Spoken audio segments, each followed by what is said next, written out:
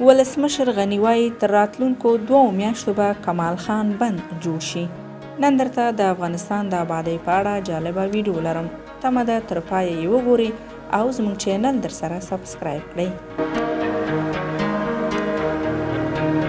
ولسمشر محمد اشرف غني وایي تر راتلونکو 2 میاشتو به کمال خان بند جوړ او ګټې اخیستنې ته وسپارل شي.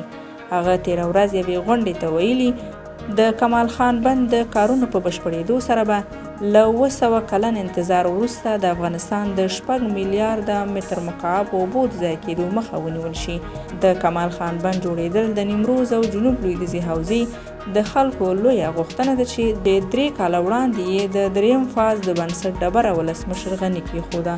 ولسمشر غني اوبه د افغانستان شتمني ګڼي او د مهارولو او مدیریت لپاره یې په وار ټینګار کړی دی.